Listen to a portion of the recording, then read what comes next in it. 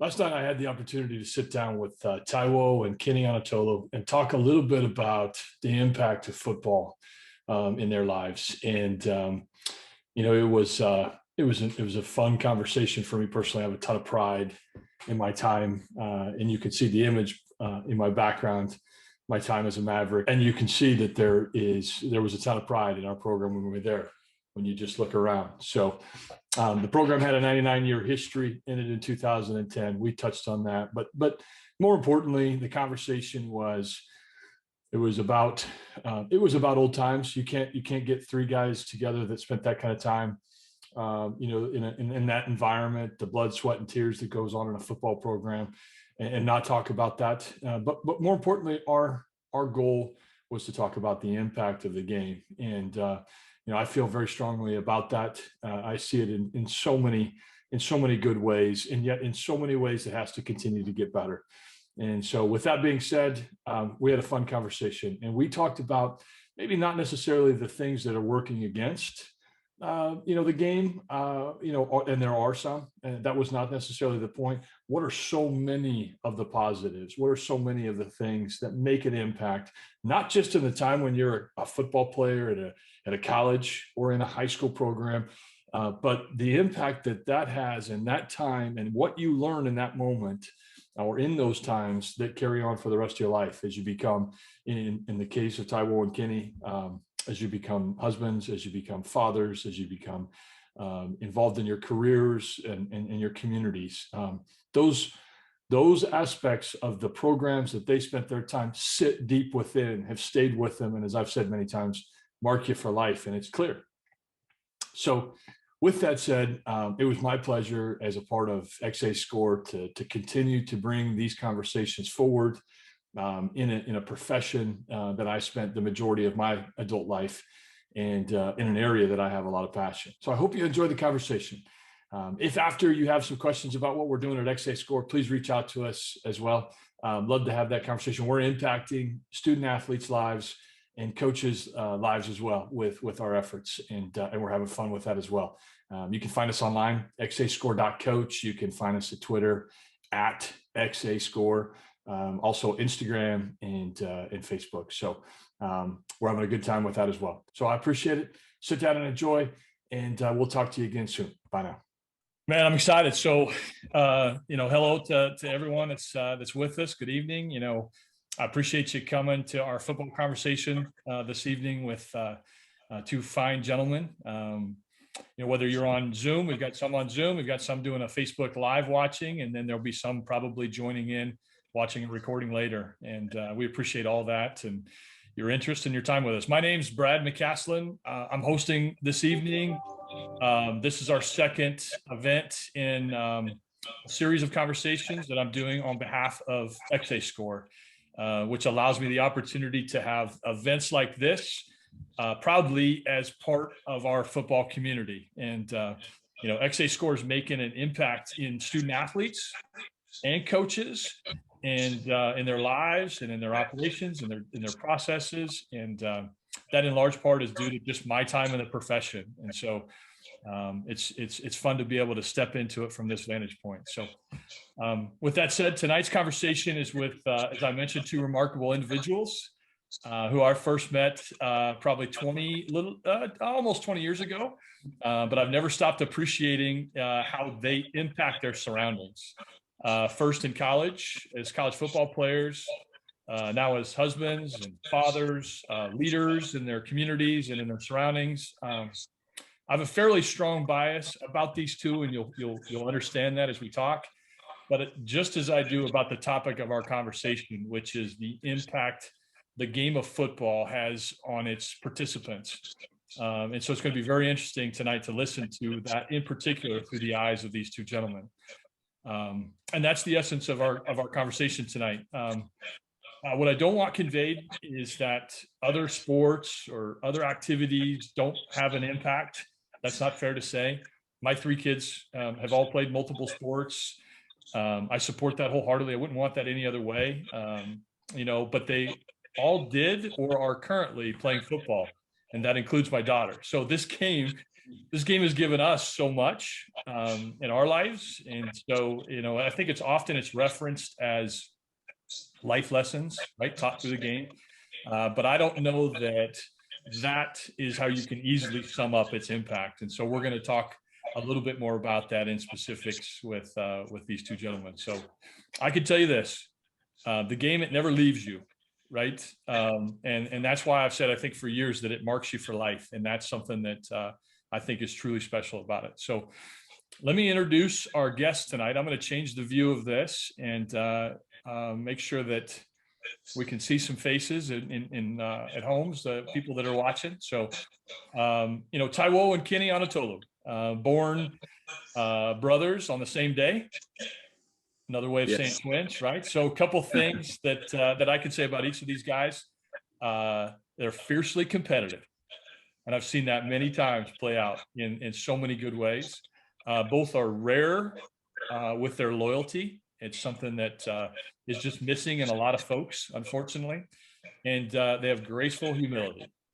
And so I think that's going to play out in who they are. But if it doesn't necessarily convey in the way that I know it, it needed to be said.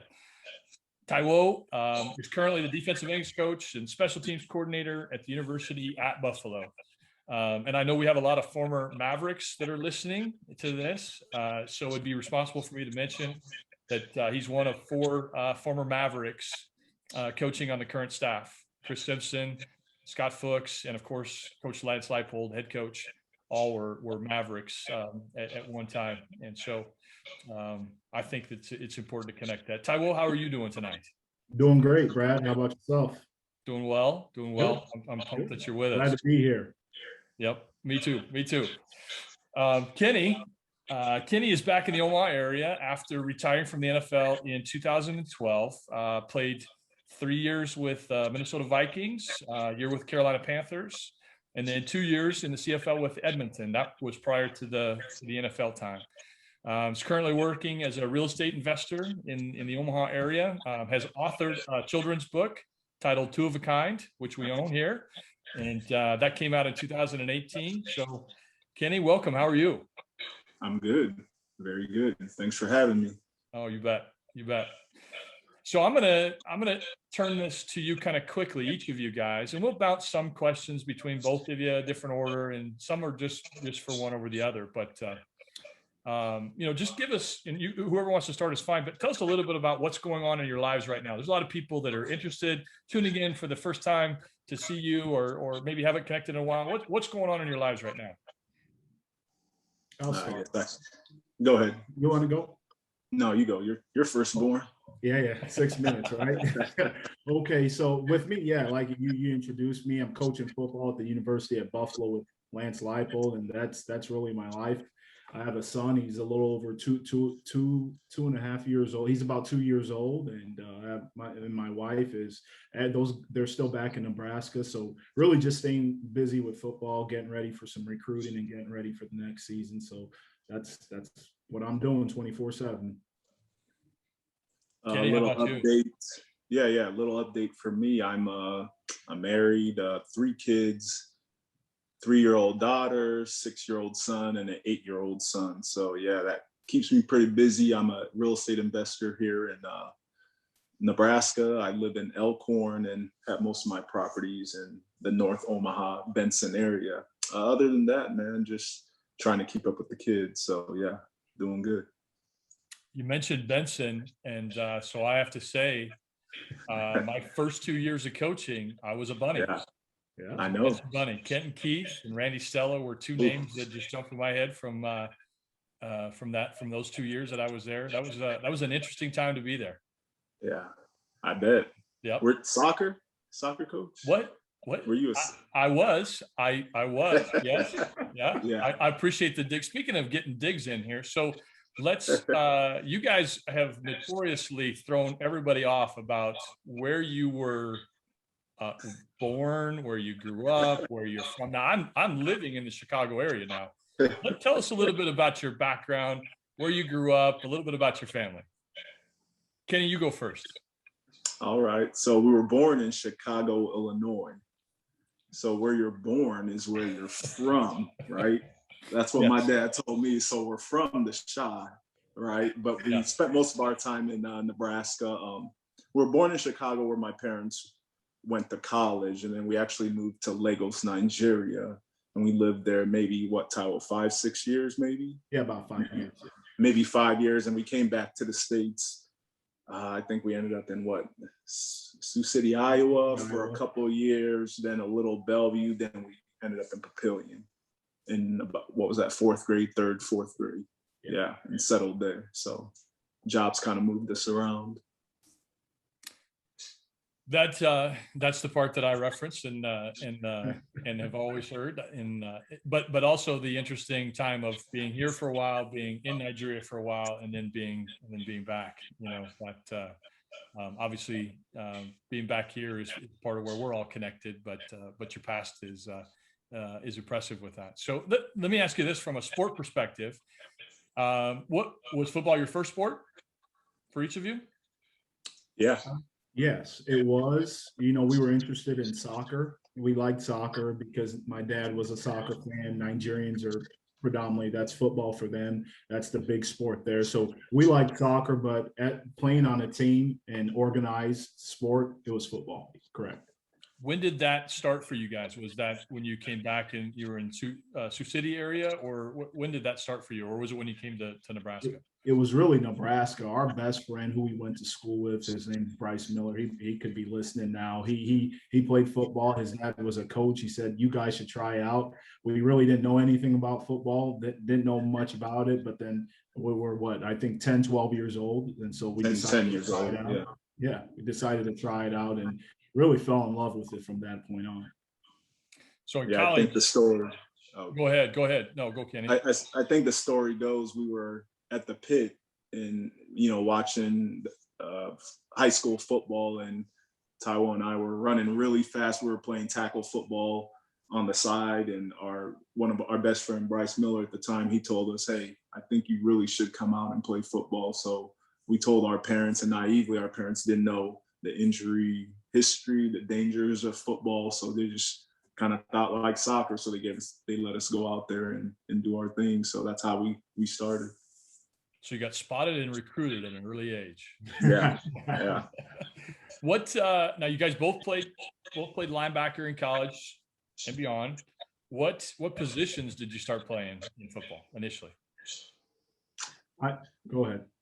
So I was center. I was a center, skinniest, probably the second fastest between me and my brother. I was the skinniest guy out there, but I played center and nose guard. It's tough. I know I played running back, but I think I played a little tight end receiver. I think I played on the D line too. It's hard because we got moved around so much, but yeah, I remember Kenny was the only one that could snap the football. We had bigger guys, but they couldn't snap the football and they kept fumbling. So I remember him specifically being center and being quick defensively. So they put him at nose guard, but I think I was a running back and a little bit of a tight end, something like that. Yeah. I think it's always interesting because the evolution of football, and some people call it the de-evolution, but we do move around quite a bit. I mean, you don't really become who you're going to become in the game until so much later. It just, right. We've seen so many differences in that. And, there's kids that are listening, I think that, student athletes that are trying to figure themselves out a little bit, and it's not that important where you're at, at all times. It's important that you understand the game, that you learn the game, and you start to develop that love for it, that passion, because you have to endure a lot to continue to do it. So you got to love it. Yeah. So yeah. Let me ask you this. I'll start with Taiwo. I want to hear both, but tell me about Coach Seward. I had a relationship with Coach Gene Seward because I recruited the area. My first meeting with him, I was scared of him. I walked in. He had a persona about himself. He was in control. He was a fierce man, and I made sure I was 5 minutes early, and I was right on schedule with everything. But your experiences with him, I'd like to know a little bit about that. You were at Papillion La Vista High School in Nebraska. He's your head coach. Tell me a little bit about Coach Seward. Yeah, honestly, he's awesome. He's the first, I wouldn't say real coach, but just in high school. I always say, sir he wasn't a high school coach, he was a college coach. So a lot of the things we did in college, we had already done in high school with things like winter conditioning, always being 5 minutes early. I mean, he really was passionate about the game, and he loved it, and he was an intense man. I even know Lipo has said that. Coach Vokalek, DJ, he said the same thing. They just you got to be careful when you go in there and how he was going to be. But he really was sharp, and he could coach almost any position. And we really learned a lot. And he really helped our development and just teaching us the game. And it was honestly like college. It really was. It was really hard.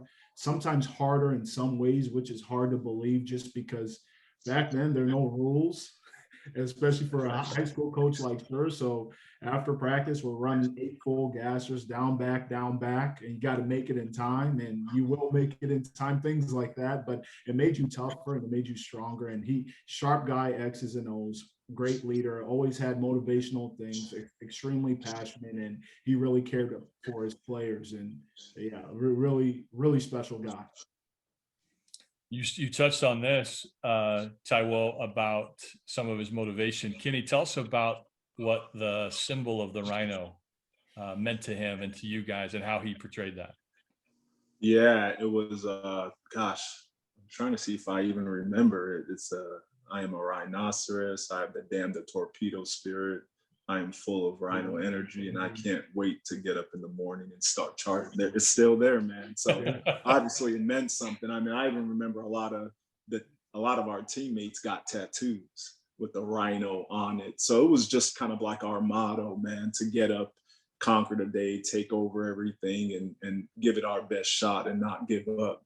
So that was the mentality, man. Coach Scher was man, he was like a father figure, but you feared him. But the fear was based off of respect, not wanting to let him down, not wanting to let him down. I think I remember specifically he caught me one day cheating on deadlifts. He was counting my reps, and it was like a Friday evening, and I cut my reps. And I mean, that still stings me to the day. That look, man, that intensity. So just a guy with the ultimate respect. Maybe it'd be tough to say I've respected a coach more than that guy. He really set the tone for us career-wise. I kind of anticipated. I've known him, and I've known you guys, and I've known you guys to talk a little bit about your experiences with him, and I felt it was very appropriate to bring up a little bit of that connection as it shaped you a little bit. But yeah, that rhino now. Okay, so that made it to college, and there we go. Yeah. So that rhino ended up the mysterious places, and I'm going to tell this story from my vantage point, and then you guys clear it up. So we win at the University of North Dakota in a huge game. I believe they were undefeated. I believe were they returning national champs? And yeah, sometimes those details are just better to be inflated a little bit. But yeah. I know they were undefeated. I know we weren't supposed to win. I know we were at their place, and we won. Yeah. Which we did more than once, by the way, but we won up there. And all of a sudden, one of you two, I don't remember which one, goes running across the field at the end of the game.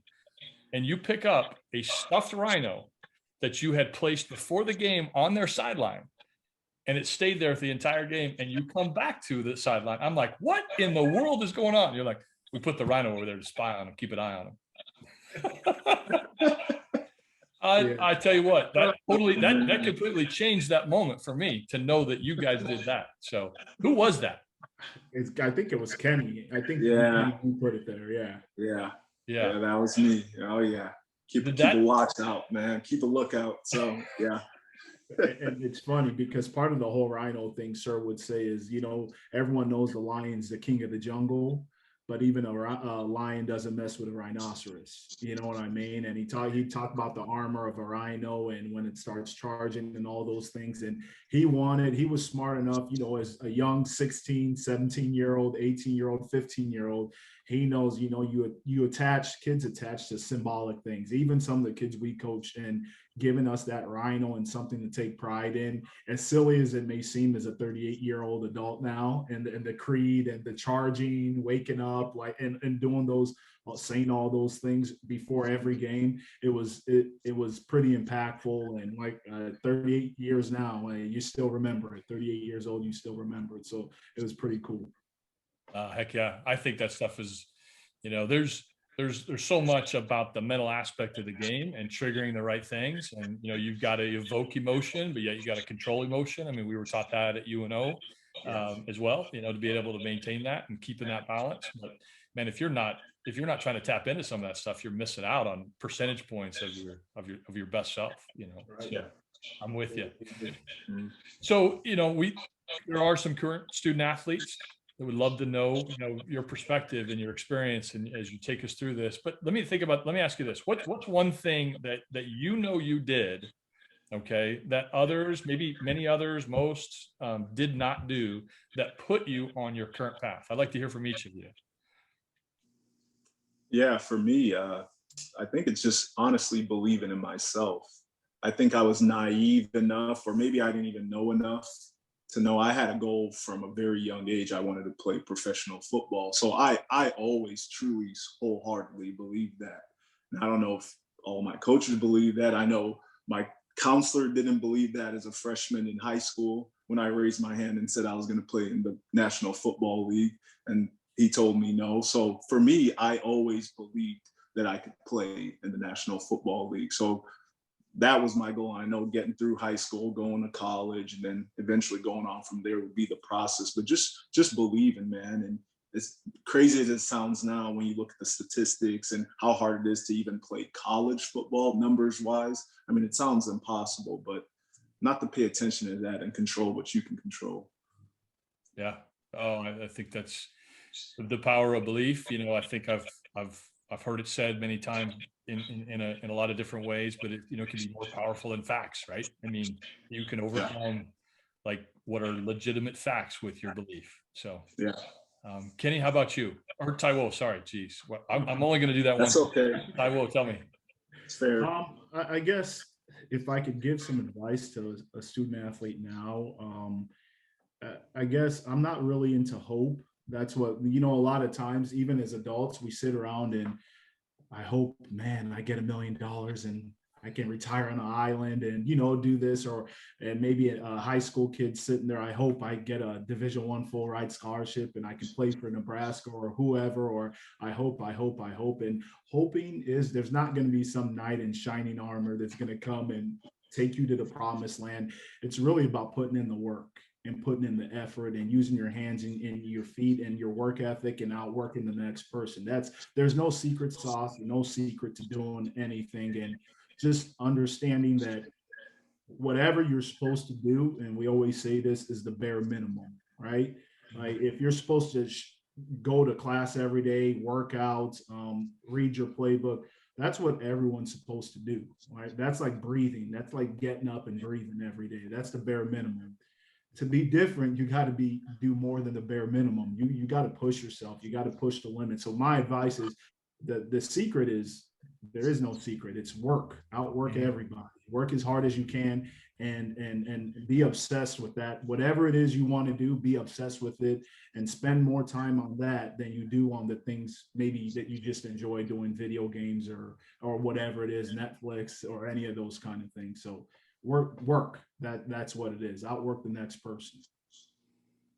Those are great words of advice. And I think when it comes to advice, you hear a lot about people saying, you watch some of the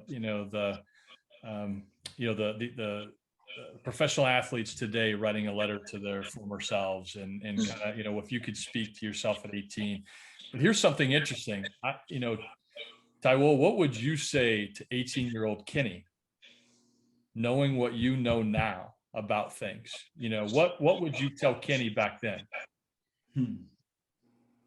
I would say this: you spend so much time on the physical, Kenny, like lifting weights. I got to be the strongest, fastest, most athletic. it's really more, it's 50-50. It's like kind of my screen behind me. Mindset is everything. It's the mental part, and not necessarily the student of the game, but the mental part of the game, meaning more of the leadership, always doing the right things, understanding if you're one of the best players on your team and you're also a great leader, and you combine those two, you're a leader all the time, that you want to win so bad, and you can't just do it yourself. You can't just work out hard yourself, because football is the number one team sport. And that's probably what I'd say. Work on the mind as much as you do on the physical. Let's turn it to you, Kenny. What would you tell Taiwo? 18-year-old Taiwo walks into your house right there. What are you going to tell him about his life going forward? I'd probably say, this will be different. I'd probably say don't make football your idol. I would say start thinking about something, right? Something that you can have the same amount of effort and love for at an early age. And I just think that just sets you up for life, because football is just so unfair. You know, you get an injury, you put in all the work, you put in all the time, and you trip over a blade of grass and your career or your season's over, you know, and then you try to do it again and it could happen again. So just to find something else, something along with football that you're just as passionate about is. That's interesting. You know, I was, you know, again, I think about who we might be talking to in this, and I hope we're making an impact with some young lives, you know, but you know that you just kind of said this, like young kids are, you know, a lot of times they're in pursuit of something more, and they can sometimes get in their own way, right? You know, because disappointment is such a big part of the process, right? Or adversity is such a big part of that process. Something I read from an author, his name's James Clear. He's written a, you know, like Atomic Habits book, and he does a lot of really, really good stuff. And you know, he said this, I read this a while back, said a simple question that may help reveal the positive side of a current moment is, what does this make possible? So when you're in the midst of it, like, what does this make possible if I handle this in the right way, if I respond to this in the right way? You know, so Kenny, with what you just said, how would you interpret that in your own similar way now? I mean, how, you know, thinking through that, how does that bounce off of you? Gosh, that's a tough one. I'd say for me, so in regards to my brother, what I said to my brother, is that what you're asking? Yeah, and I think, or how it relates kind to of the younger kids that might, yeah, as the advice you were giving him might resonate with some others, you know, about understanding the moments of situations and being able to deal with that adversity. right. Like, you know, it's tough to be self-aware, right? Yeah, Especially at 18, it's tough to, you know, to see it through the weeds, if you will. Like, you know, I don't know. I feel like, you know, if that's what's best, how do you do that? How would you do that if you could advise someone in that way? yeah, it's like, obviously, you know, like Taiwo said, you want to be all in, right? But in that sense, be ready, just like life, for a potential disappointment, and be ready to adapt, right? So if you take that same mentality you have in football, or that you love, that same passion you have in football, you can even give half of that to something else and be thinking about something else while you're playing. I think you're going to fare a lot better. So Balance. Yeah. Well said. Anything to add to that, Taiwo?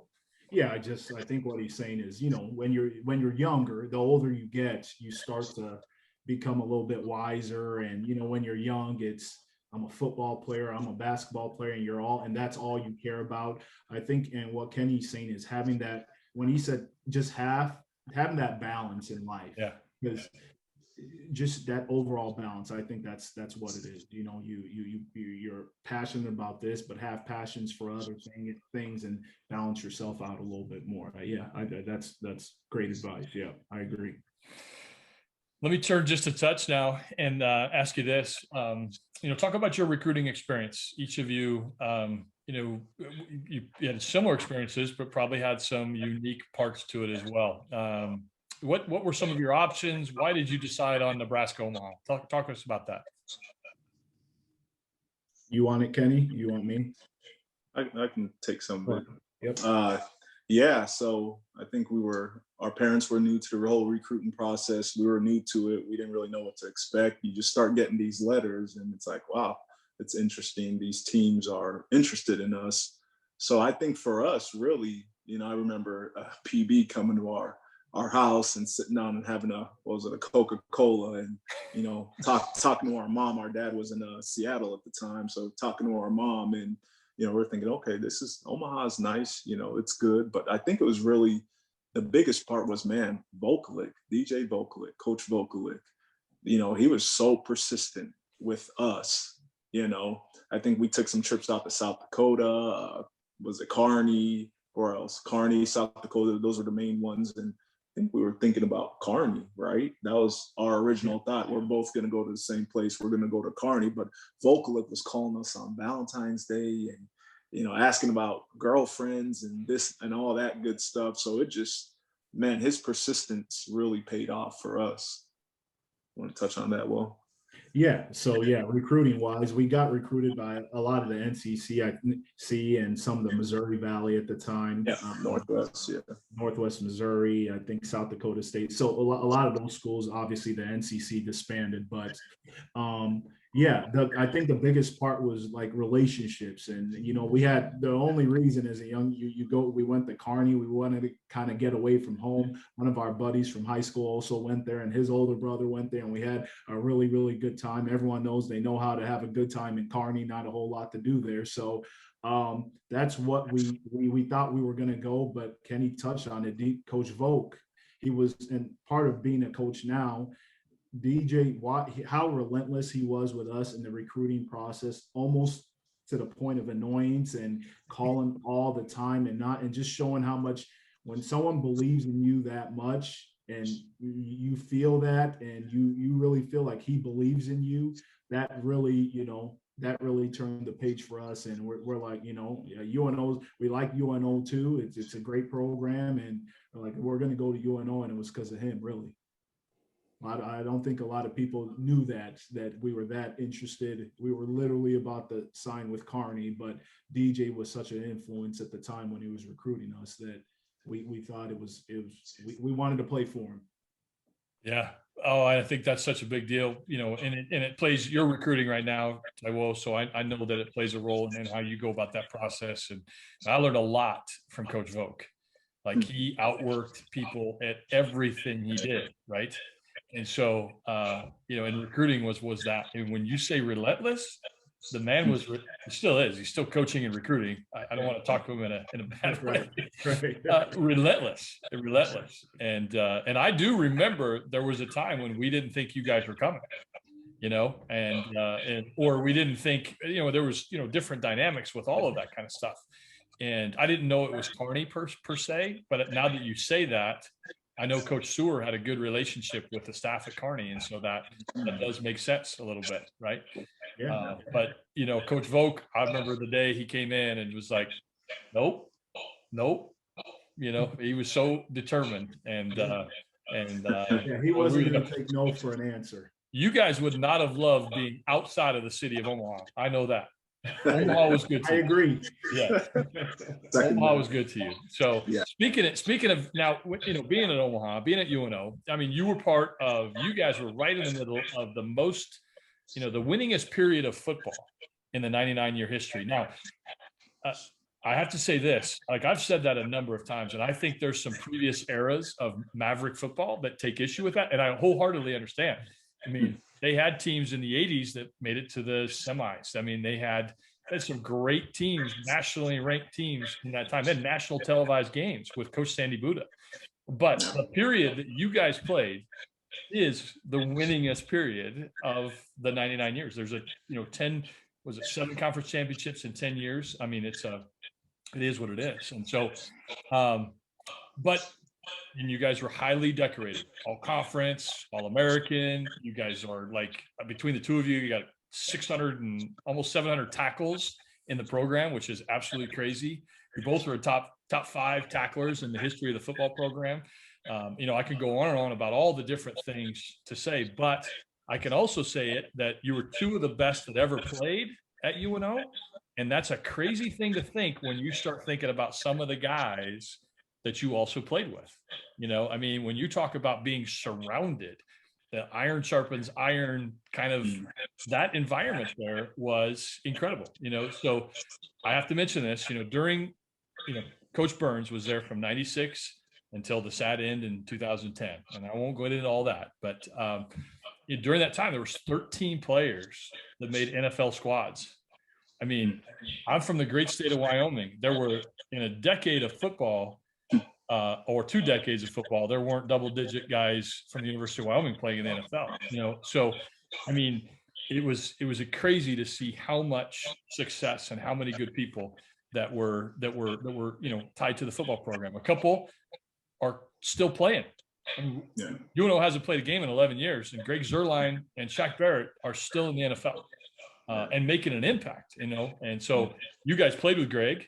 Right, Greg the Leg, and Taiwo, you coached Shaq, so after your playing career, you're at UNO coaching, you coach Shaq. I mean, but listen to some of these names. The Zach Miller, Ryan Krause, Zach Harold, Chris Denny, Brandon Pinnerhughes, Austin Wells, Scott Jorgensen. These are guys you played with that all got a chance, whether it's a cup of coffee or an opportunity or an extended career, or in Zach Miller's case, an interesting double dip in the NFL.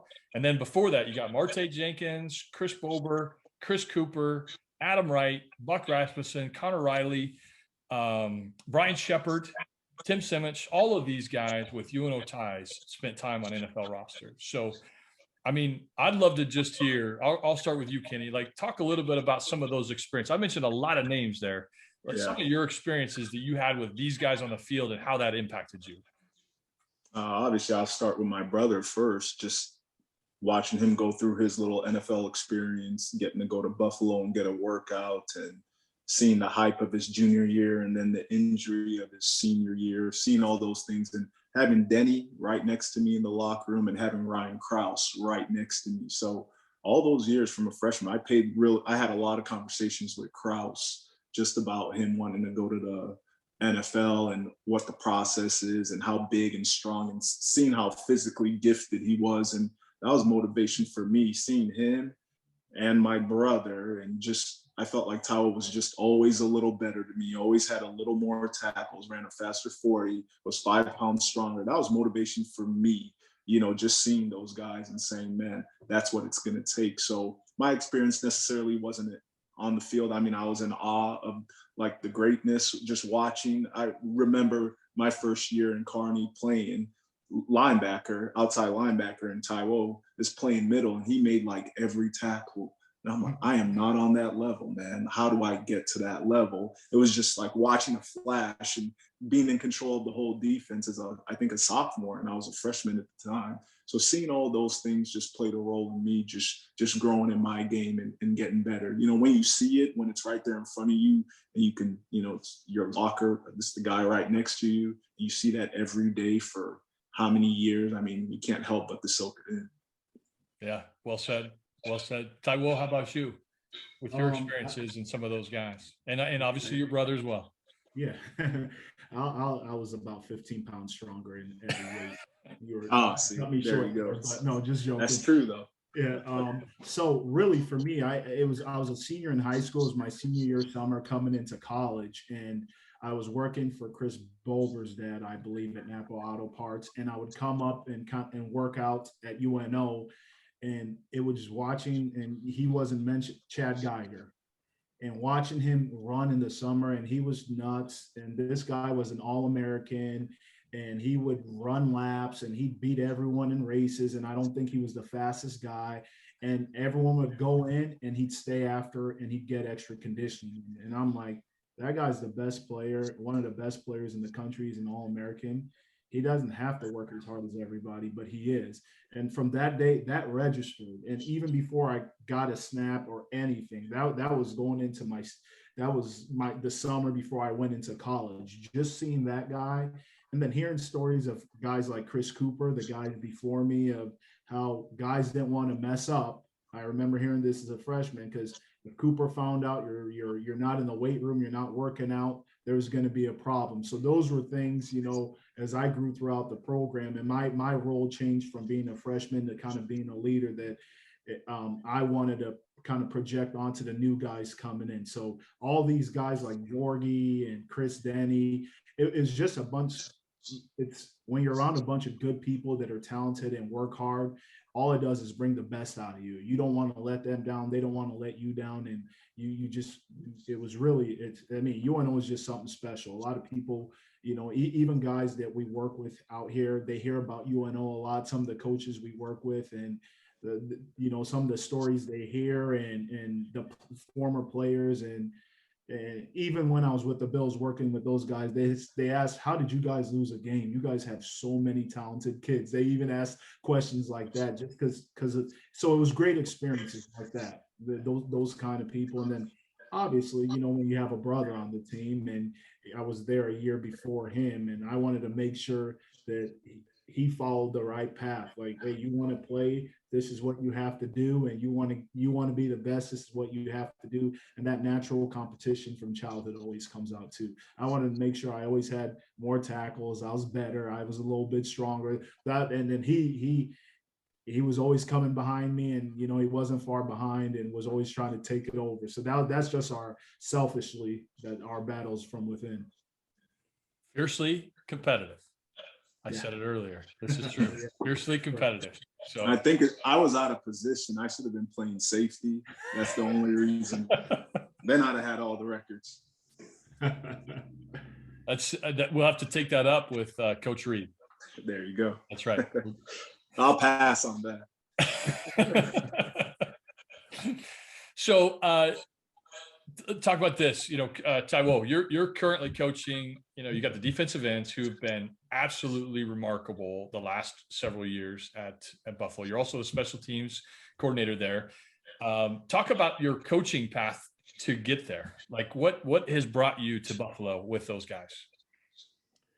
Just kind of how I got to Buffalo, essentially. Mm-hmm. So yeah, got done playing in 05, and then I think 07 I started GA. And actually, Brad, you called me up, and first when you called me up, I was like, hell no, those guys work too hard, they work too many hours, all the film watching. I just loved playing. I really loved the game, and I liked studying it when I was a player, you know, but I don't want to coach. But you said, hey, just give it a shot. If you don't like it after the semester, you can always quit and then move on and find something else. But soon as it was hard initially that summer, having to call the players and say, hey, this is Coach O, and it's guys I've hung out with. Coach who?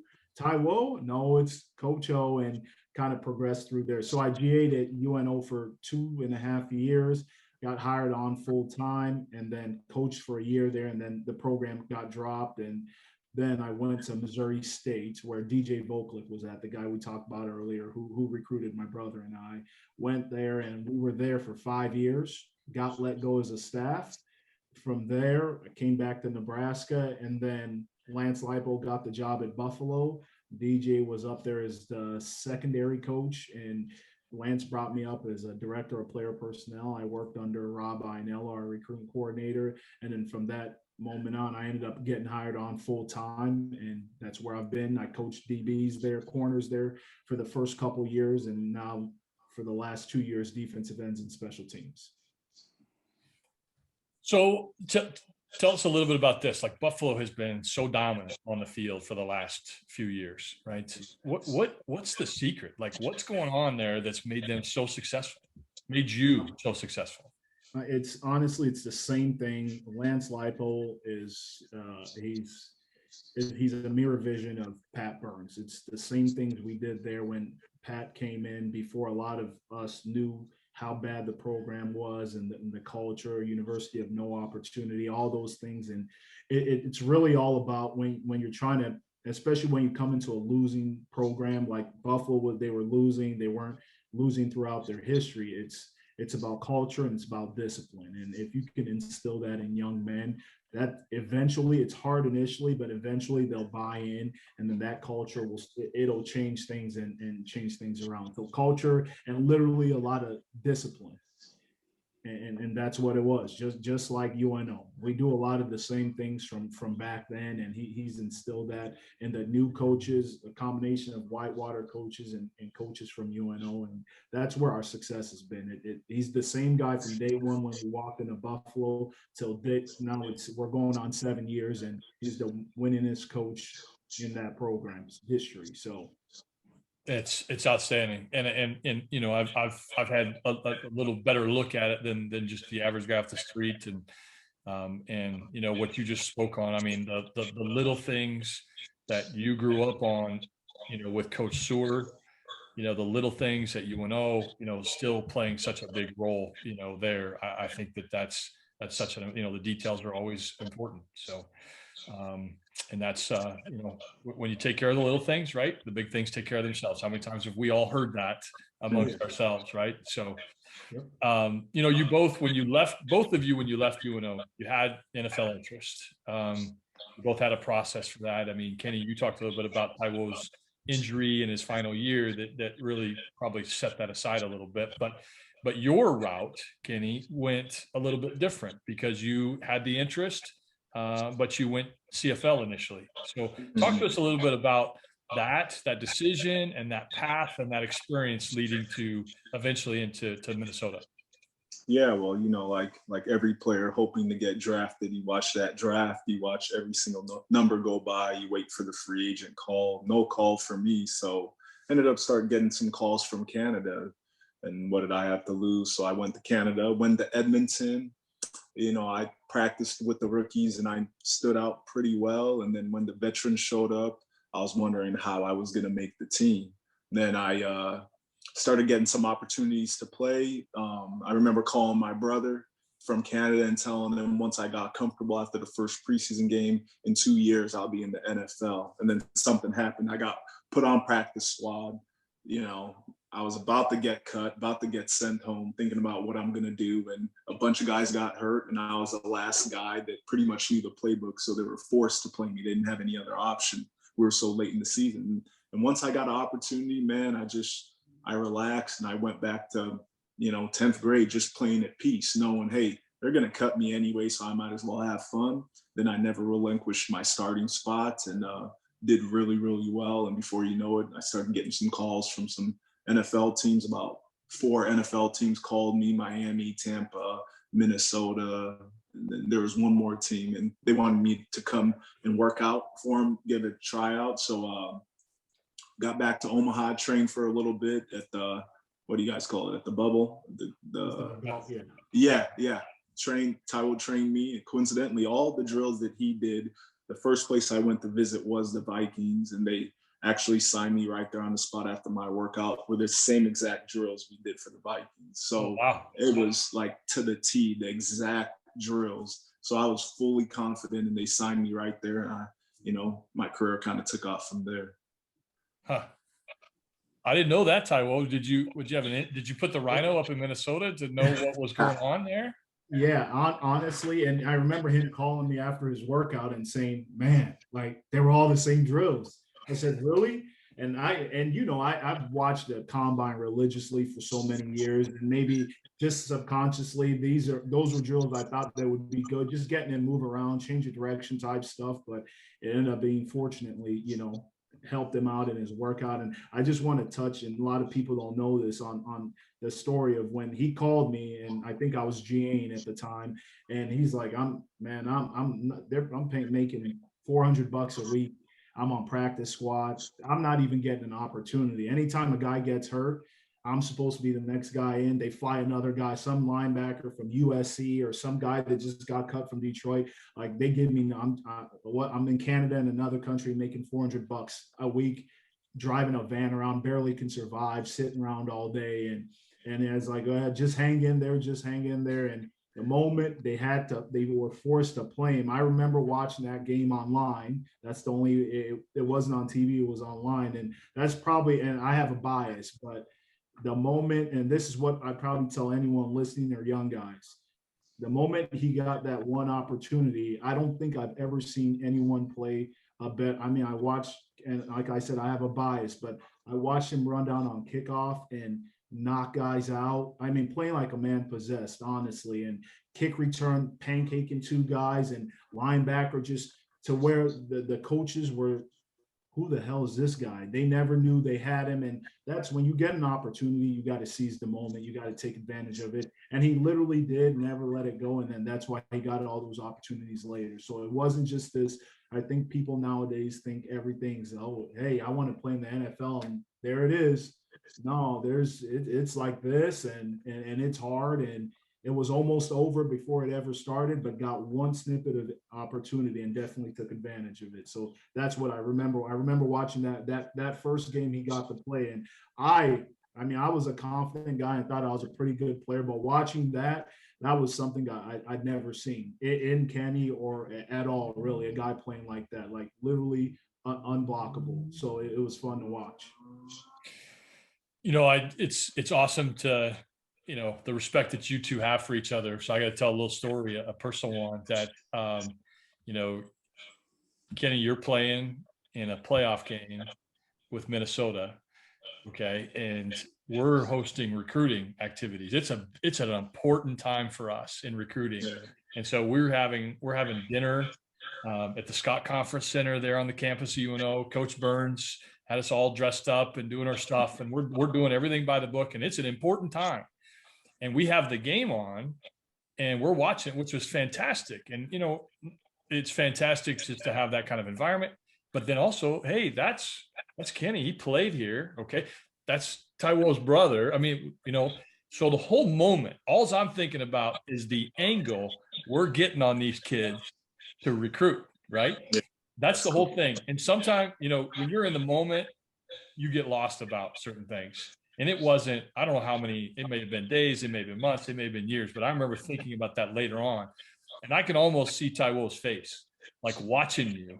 And I did not fully understand like what he was feeling and going through watching you. And I mean, he's doing his job. He's doing a great job. And he probably landed all the recruits that night because he does a great job. But yet in that moment, the amount that had to be pumping through his veins and his heartbeat, and watching that, I mean, I can still almost just see his face, even though I missed it. Yeah, that was something special. So, and I missed it in its moment, but I didn't forget it, and that's why I had to share it. So, the both of you have made moves up, from high school to college professional. You've done that. You've done it with, like I said, you're humble individuals. You do things with hard work and determination. You're competitive.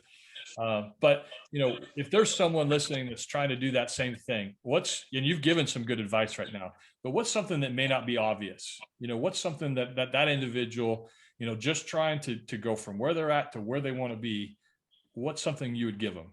Kenny, why don't you start?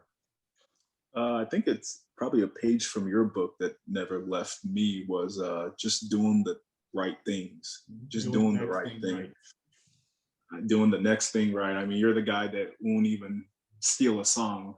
You'll pay for every single song, like you won't download it for free. You will pay for every single song on iTunes. Like, and at that point, you could actually like get them all for free. You wouldn't do that. So doing the next right thing, man, honestly, you find it in life and just even in business now with me, you can do the right thing, do it right, and you're still going to come out on top, man. So just do the right thing when no one's watching, when everyone's watching, just make that a habit. That's cool. Yeah, I appreciate that. Taiwo? Yeah, that's really good, doing the next thing right. I had to talk to a group of juvenile kids when we played in a bowl game a couple years ago in 2017, 2018, and I had a wristband on, and I was thinking about what I was going to say to them. I thought it was going to be a small little forum, and it was the whole place, and they put me up there, and I was just talking about doing the next thing right. So that's really great there. I guess is for me, I would tell them, if you really have to believe in yourself. If you don't believe in yourself, how can anyone else believe in you? You know what I mean? You're your own. If you got to have that confidence in yourself, you really got to believe in yourself and trust yourself. And I've said this probably to my guys a bunch of times. There's always a voice in your head every morning that's your conscience that tells you right from wrong. You can't lie to that guy. Okay. When you're looking, or guy or gal, you're looking in the mirror, you can try to, if you're tired and you don't want to get up and you, oh, I can do it later, I can get it done later. That voice in your head, you can't, he knows what you're thinking. He knows what you're supposed to be doing. He knows what's right. He knows what's wrong. Don't cheat yourself, have confidence in yourself. So that'd be my advice. It's great advice. Great advice. With the work that I'm doing here with XA Score, we're focused a lot on helping coaches be more in tune with their athletes, to understand where they're coming from, and then we're also working to teach athletes to be more self-aware of themselves, understanding truly where they stand. Over your time in the game, who of your coaches, and maybe you've already mentioned them a little bit, but who of your coaches was one of the better examples of this in your past? Let's say that again. When you think about coaches that are really in tune with their players, that kind of have the heartbeat and understand that, of your past when you were coming through, like what coach stands out that had that for you? Kenny, you want to go? Yeah. Gosh, I would say honestly, Coach Vokalek, that 1 year, I didn't even get to play with him, but that 1 year of getting to sit in when I redshirted and just watch him, and how the players respected him, and how he was just, he just had everyone's ear. That was the guy for me that I'd probably say resonated most with me. I would say I'm going to be biased again, Brad. You were you were one of the coaches for sure, from going from DJ to Fred, and then your angle. I thought you were always and it was your first year coaching linebackers, and you were following some pretty good coordinators there. But I thought you were always in tune. Even I always wondered, what were those D linemen chanting? Before you coach linebackers, I always thought your players really respected you and really liked you when you were a defensive line coach. And then when you became the linebackers coach, I knew you were a really smart guy, and everything from you I thought you were in tune to the fact of you knew everything about me, in the sense of, hey, I can make you better doing this, your footwork needs to be a little better, you need to read this, and just trying to be in tune with your players and get the best out of them. So Brad, that's biased. That's kind of a cheesy answer, but honestly, I thought you resonated really, really good with players other than any other coach I've had. DJ was great, but DJ was there for a short period of time, but you were definitely for me. I will send the check in the mail. So very kind. I appreciate it. So I'm gonna tug on your heartstrings just a little bit. So you're both husbands, you're both fathers. The perspective that this has on a guy, with all of your experiences and whatnot, it changes a person in many ways, right? So we're all trying to do our best. I'm a dad, I'm a husband. We're all trying to do our best. What are you most concerned about doing well as a father? I'll go first. I think for me, just my mentality, and I'm sure Taiwo will echo that with his mentality too, is we're very ambitious, and that can be a good thing. I think we strive for greatness in whatever it is we do. We want to do it to our fullest capacity. So my fear is putting that pressure on my boys, especially. Like, sometimes it's okay. They're good at whatever it is. But for me, it's like, I want to see them be the greatest at whatever it is they're doing. I want the best out of them, and whether it's, school or sports or whatever it is, I just want the best for them. And I know sometimes just being in this, having that mentality, you don't get there comfortably. So my fear is just, being too hard on them and not letting them just be kids all the time. You know what I mean? Yeah, very fair. Yep. Yeah. That's a tough challenge, a tough balance, right? Yeah, it's tough. You'll be swinging at that big old tree a lot. Yeah. Figure that out. So, yeah. Before Taiwo answers that, because I want to hear both, but when you were writing your book, Kenny, Two of a Kind, and that, you had to be thinking as a father too, right? How did that play in your role as a father? What were the ages of your kids when you wrote that? Were they? My youngest, my daughter was just born. Then my youngest son was 3, and then my oldest was probably about 5. So were you, when you were trying to make an impact, but were you Yeah. talking to your kids? Yeah. Yeah. Yeah. Yeah. Yeah. I was talking to my kids. The whole process just came about, our kind of life experiences growing up in Papillion, and wanting to just give people opportunity to think about basically what my book is, diversity at an early age, and started thinking about, man, a book would be good, a children's book would be good, because we have to start educating people at a very young age about this. And then I don't sleep much, neither does Taiwo. So the process came in my head and I started writing. I'd be up at 3 a.m, just wrote a draft, and, wrote another draft, got in contact with some people. And before you know it, took 3 years. It's a long process, but ended up with a children's book. That's awesome. It's a great message. And I know so many people that have benefited from it. Appreciate it. Thank you. And I assumed, I haven't spoke to you about this, but I assumed at some point you felt like you were talking to your kids. So 100%. Yeah. Taiwo, I'd love to know your, as a father right now, what's, what most concerns you about doing well as a father? Well, that's what I asked Kenny. Yeah, it's very similar to Kenny. It's, I guess biggest thing for me is, I felt Kenny and I, we grew up fine. Both parents, they worked hard. Mom was a nurse. Dad worked at several different jobs, insurance agent, realtor, and ended up getting his doctorate, becoming a professor. But we lived a decent upbringing, by no class like rich or anything like that. But we were fine. We could get by. But with my son, he lives a pretty good life. He kind of gets what he wants. He gets a lot of gifts, and just the way we were raised in our household, with the discipline, the strictness, the work ethic, the expectations, hey, yeah, you're 9 years old, but yeah, you can use a lawnmower at 8 years old and cut the grass. It's just what it was. Or, you wouldn't think I know Kenny wouldn't think twice now about his 8-year-old giving him a lawnmower and just leaving him alone and letting him. It's just things like that. The way we were brought up and how hard it was, and just the strictness and discipline really helped us become kind of the guys we were, and the discipline in life which we both have in whatever craft we're doing. And I think for me, my son, him not necessarily having it the way I did, I don't want it to be too hard, but I want him to have to earn, like any parent does, earn it, because I feel like that develops your character and who you are. I just don't want everything given. So it's that balance of, I want him to have more than I had. Obviously, you always want your kids to be better off than you, but the struggle sometimes is what creates, the person and who you are, and you have to struggle to know what you can achieve.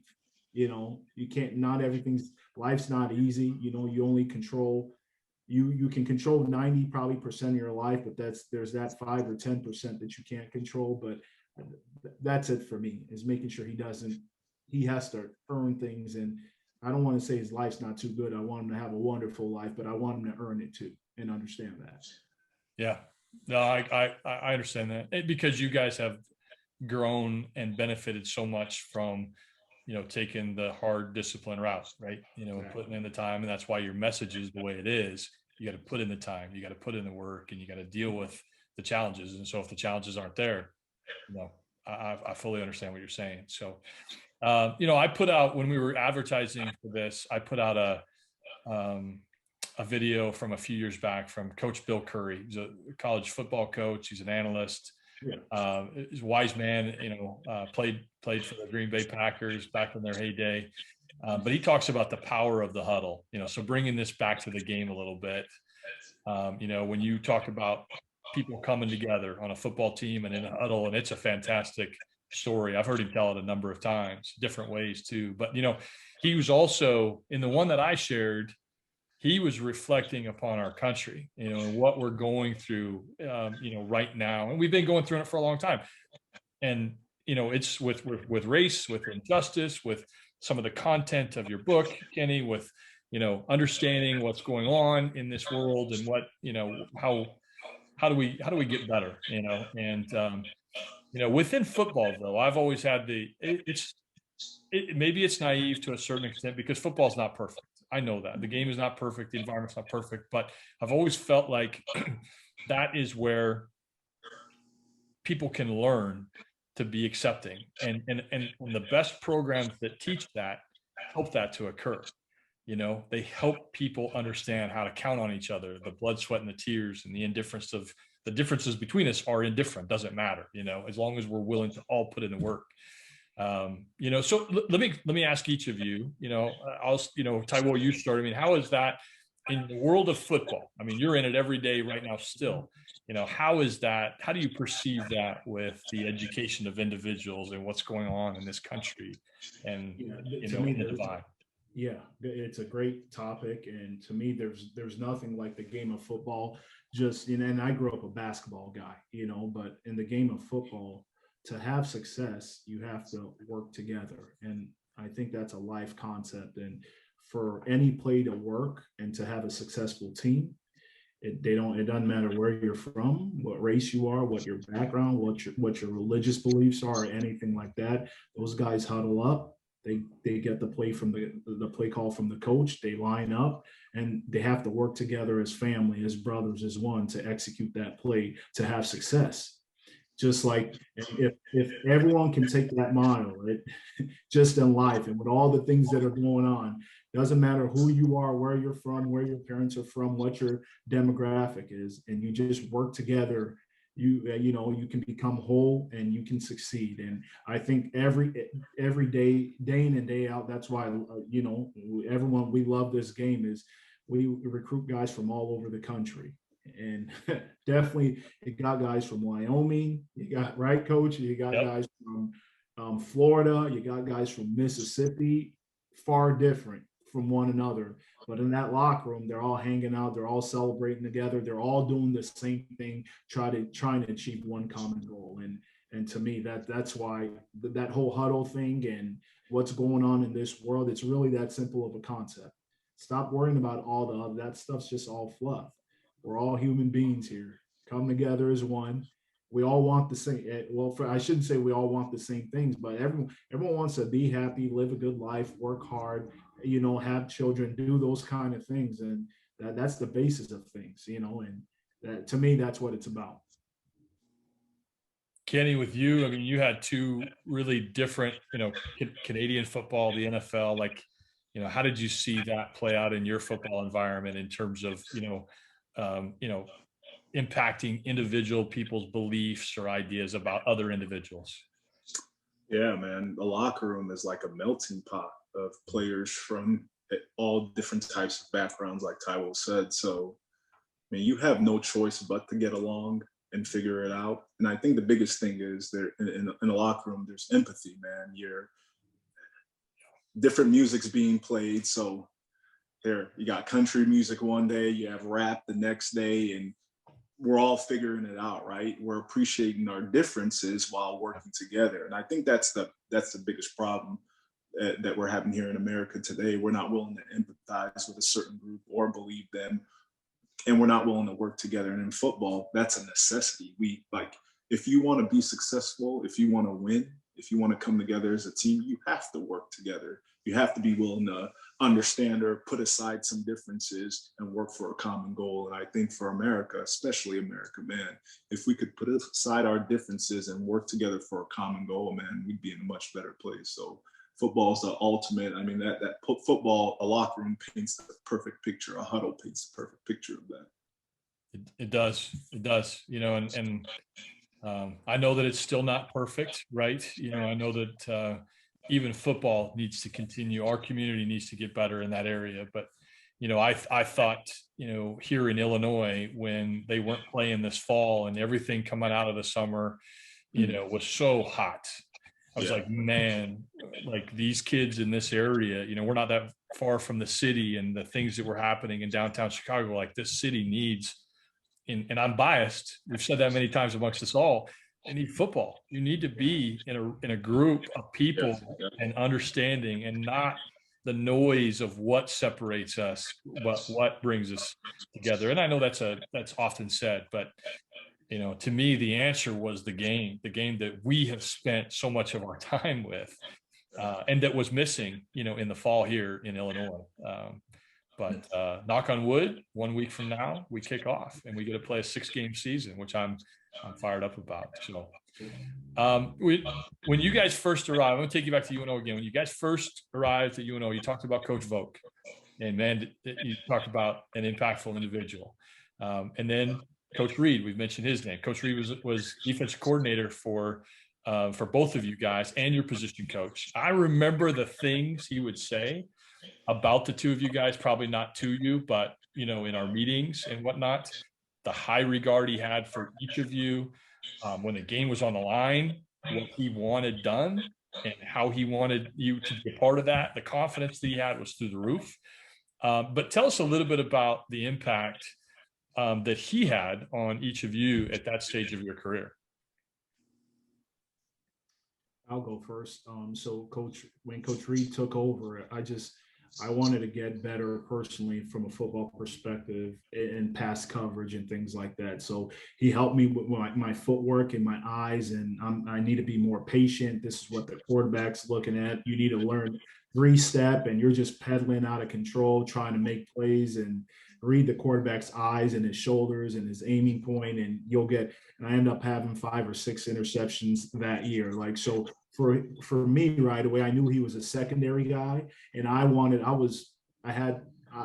to get some of that out of him and figure out how I can improve and become a better player, because that's one of the things I always wanted to do. And what I loved about Fred in that sense was Coach Reed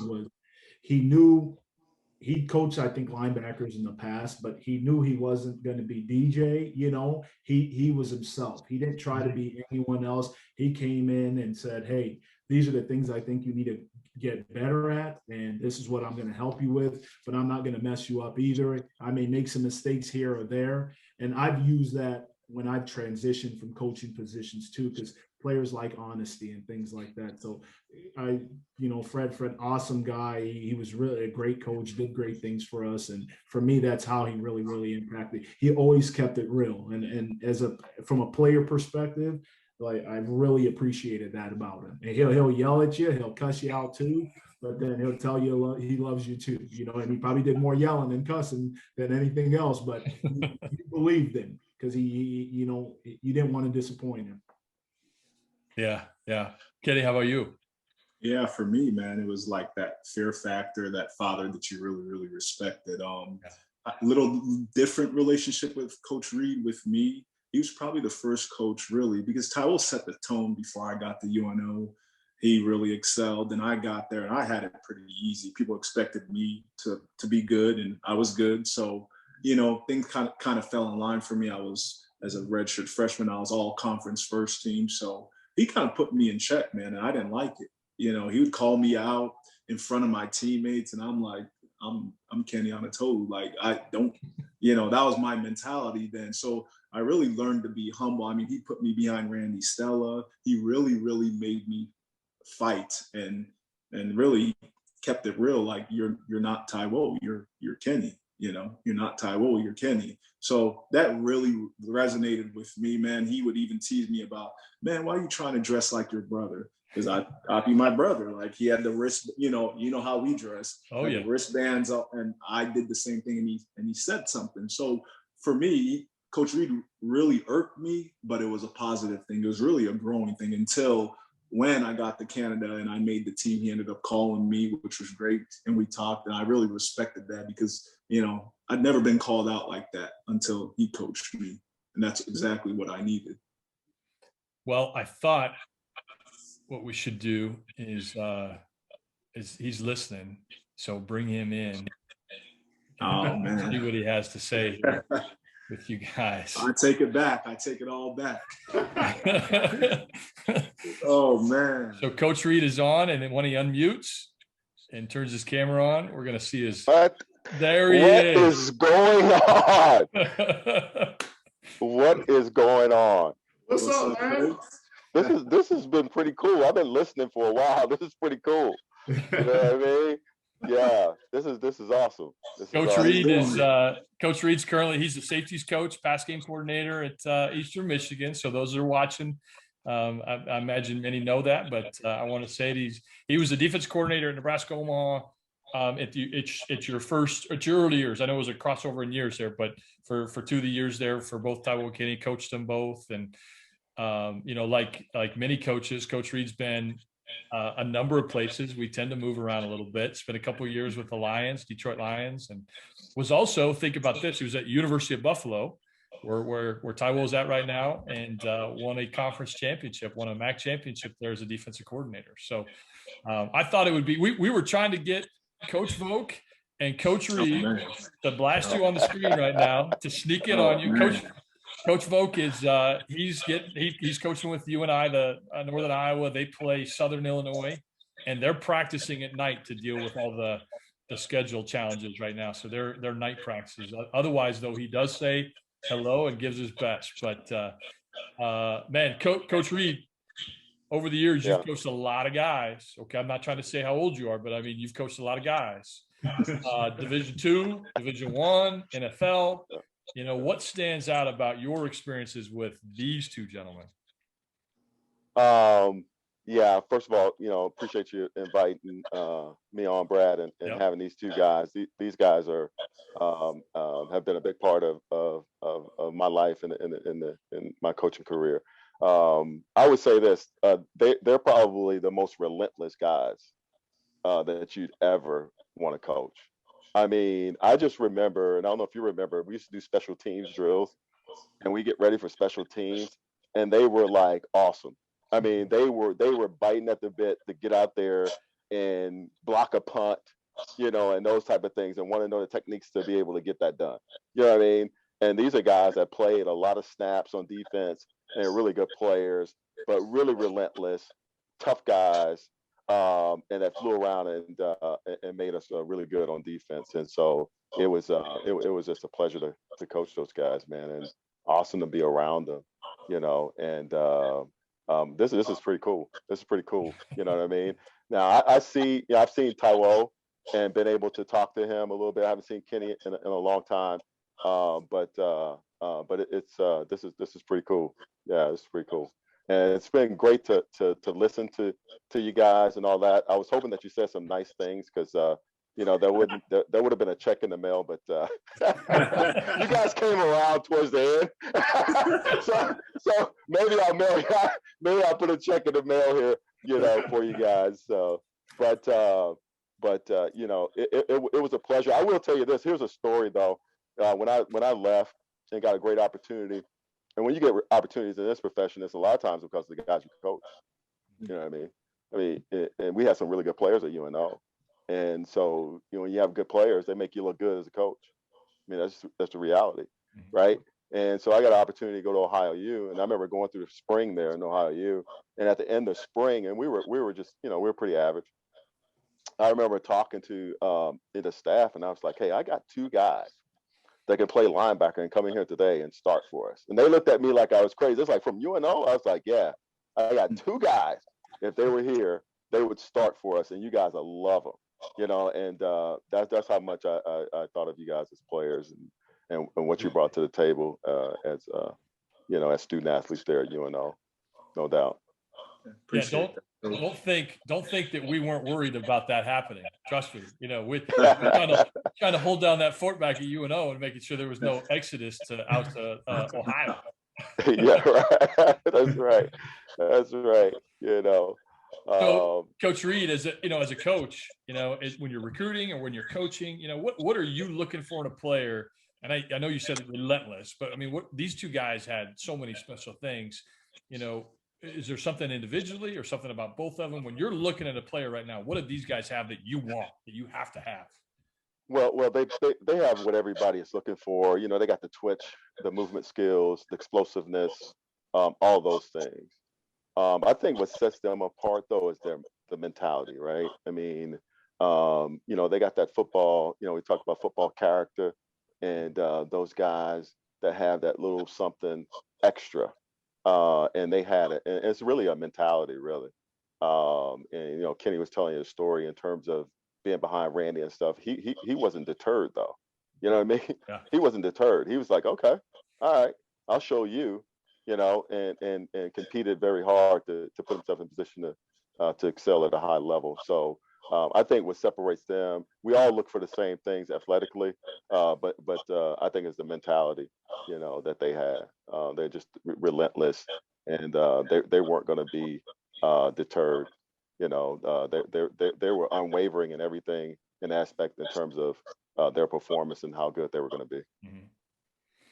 We were talking earlier about about a lot of aspects relative to UNO and the time there, and you spent 5 years there. Well, you spent more than that, because you had an earlier stint, right? Yeah, just a year. Yeah, a year. One, and then you came back and had 5 when I was there, but you had 1 before that. So 6 years there. Other than these 2, what stands out about your time as a Maverick assistant? What stands out?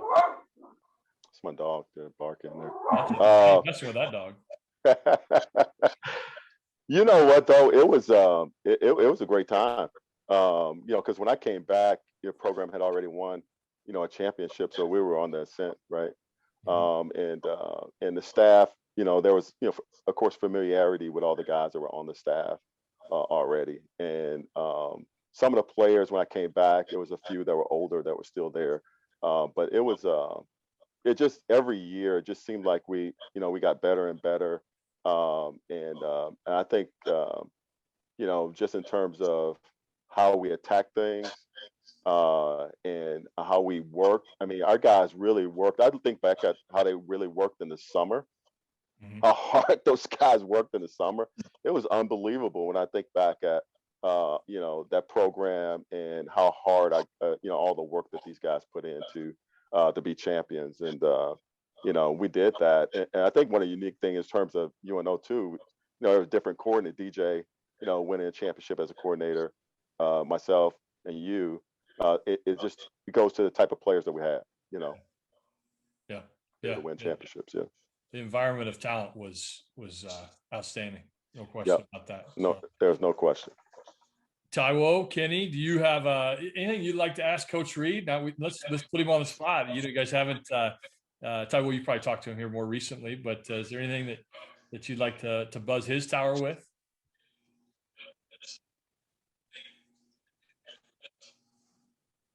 Yeah, you were kind of cutting out there. Can you guys hear me? I can hear you. Yep. Okay. So really, I'd rather just tell Fred this. I think it was my first year GAing. We were down at the coaches convention, and I saw you, and you said, "Hey, you're getting into this coaching thing." And I'll never forget this line, because I've always kept that going with me. You said, "Coach like you play." And it really rang a bell with me, because as a player, I try to work as hard. I try to be the strongest, fastest, study film. And I want to be the best player I could ever be. So I never forgot that my first year as a GA. Coach like you played. So I took that same mentality as a coach and try to work and just keep that same drive and that same motivation. So I just appreciate that. Wanted to tell you that. And I never got the chance to tell you, but I'll never forget that, because that was important to me. Mm-hmm. Yeah, no doubt. Appreciate that. For me, Coach, I think for me, it's the respect factor. Just almost like a fear, but the respect of not wanting to let you down, right? And I remember, I think it was Augustin. I still remember these plays. I missed a tackle or something, and you yanked my butt out, and I'm heated, I'm mad. And you put Dan an hour in, and I'm trying to go back in. And you're telling me to hold off, cool off. And I'm like, okay, I did miss a tackle. Then I went back and I started doing my thing. So it was always just this level of respect, man, of just really not wanting to let you down. So yeah, like I said before I knew you were on, it was that mentality of you putting me in check and letting me know I'm not all that. Like I still got something to prove. So I respect that. Yeah, no doubt. Yeah. No doubt. Some might say it was a risk doing what I did, bringing in Coach Reed after that. But I knew how it was going to play out, because I know both sides of the story.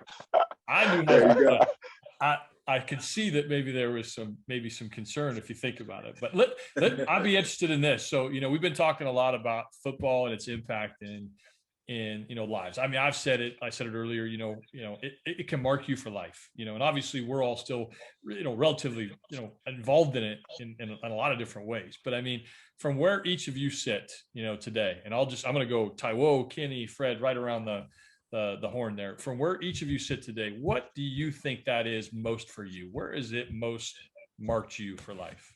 Taiwo? I mean, it's for me, it's kind of all I've ever done and all I know, so it's marked me in a lot of ways. But for me, I think the biggest thing is it's marked me in the sense of it's the discipline, like the discipline of everything. As a coach, I always say you've got your family, and then you've got your football family, and your players are like your extended family. You sometimes spend more time with your players than you actually do your own family. And so it's having that balance, but really the discipline of really focus and being mentally strong and staying within all that. It's a difficult thing, but I think it's really marked me in the sense of just being disciplined in whatever I'm doing and being disciplined in my craft. Yeah. Thanks for that, Taiwo. Kenny?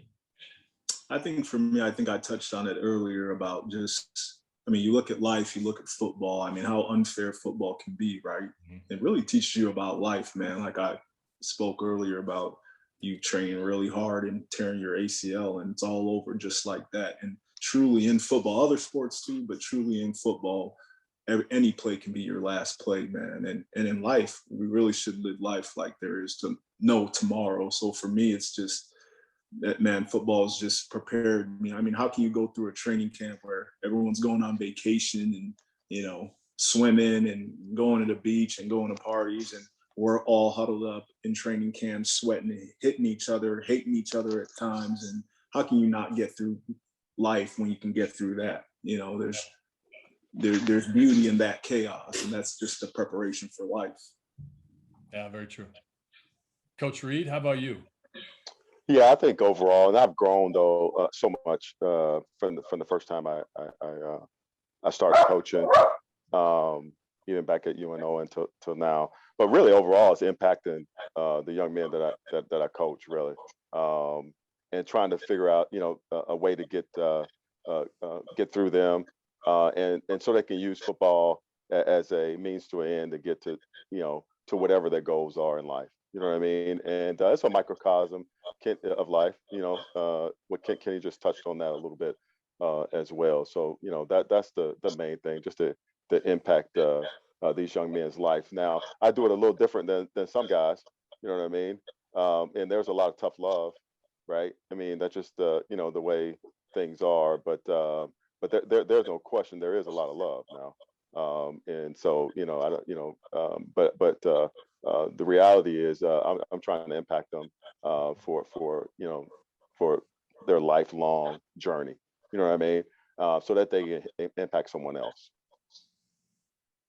Yeah, I mean, a little bit of kind of chuckling, Coach, you're the tough love that you just referenced in some of the stories from before, but man, that is so like commendable and respected, from the outside looking in. I mean, I've always just admired how you did that, how you handled that, how coaches, not everybody can do that, and you got to be yourself, but I mean, the impact that it's had in people's lives. And I mean, Kenny spoke of it beautifully in terms of how that impacted him later on, so I think I tip my cap to that, is the way I like to say it, which is ultimate respect. So, we're well into, we were, it's almost an hour and a half here, and I think we should probably get close to wrapping it up. But I do, if there's, I appreciate everything. So, but is there anything to those that are still listening or watching, anything you'd like to share before we part ways?